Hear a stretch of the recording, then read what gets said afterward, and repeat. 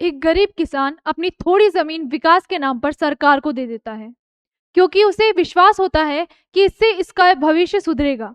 लेकिन कुछ सालों बाद उसे ये पता चलता है कि उसकी जमीन बड़े बिल्डरों को बेहद कम दामों पर सौंप दी गई है।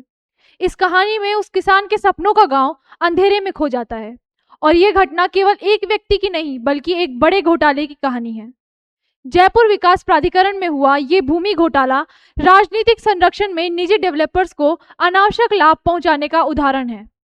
जयपुर विकास प्राधिकरण भूमि घोटाला 2009 में आरोप लगे कि कांग्रेस सरकार के कार्यकाल में जेडीए की विकास और सार्वजनिक उपयोग के लिए निर्धारित भूमि को राजनीतिक रूप से जुड़े निजी डेवलपर्स को कम दरों पर बेचा गया। इस आरोप के चलते व्यापक आलोचना हुई, जिसमें पक्षपात और राज्य के खजाने को भारी नुकसान पहुंचाने की बात कही गई।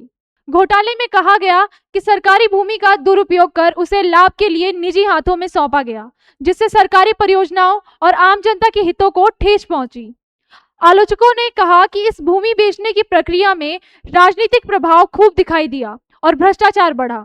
घोटाले के कारण सार्वजनिक विश्वास को काफी नुकसान पहुंचा और इसने राज्य सरकार की छवि को प्रभावित किया। इस विवाद ने भूमि आवंटन व्यवस्था में सुधार की आवश्यकता को भी उजागर किया।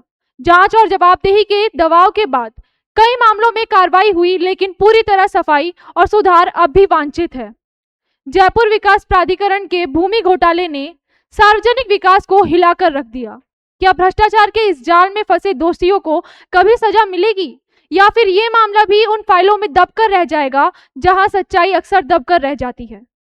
इस सवाल का जवाब हमारे लोकतंत्र की मजबूती और न्यायपालिका की सजगता पर निर्भर करता है। धन्यवाद।